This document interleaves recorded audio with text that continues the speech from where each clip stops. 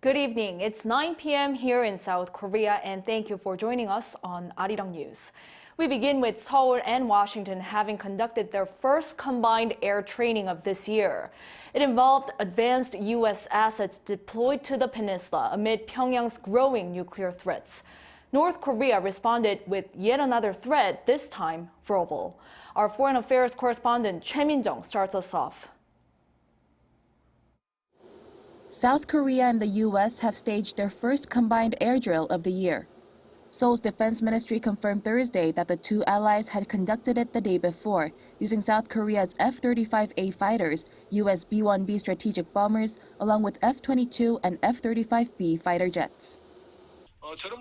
The joint air drill involving U.S. stealth fighters and bombers is a positive sign as it gives South Koreans faith in boosting extended deterrence. Extended deterrence is the U.S. policy of defending its allies from conventional or nuclear attacks, and the Defense Ministry said the drill demonstrates Washington's will to strengthen it. It added that the training also shows the allies' determination to keep South Koreans safe from any provocations from the regime. The drill comes as Seoul and Washington plan to bolster their joint air exercises with further deployments of advanced military assets from the U.S.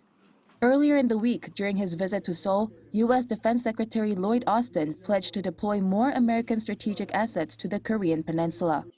The two sides also agreed to expand the size of the drills to counter intensifying threats from the north. Meanwhile, Pyongyang has warned that it will use the toughest measures in response to Washington's military provocations. A North Korean Foreign Ministry spokesperson on Thursday said the regime will respond with, quote, a nuclear for nuclear, a confrontation for a confrontation mindset. Pyongyang also claimed that drills conducted by Washington and its allies are driving the security situation on the Korean peninsula to an extreme red line. In response to the regime's claims, Seoul's Unification Ministry called on North Korea to return to the negotiating table to establish a denuclearized and peaceful Korean peninsula instead of taking provocative actions. The U.S. also rejected North Korea's accusations that joint military exercises are a threat. A White House spokesperson on Wednesday local time reiterated that the U.S. has no hostile intent toward North Korea. Choi Min-jung, Arirang News.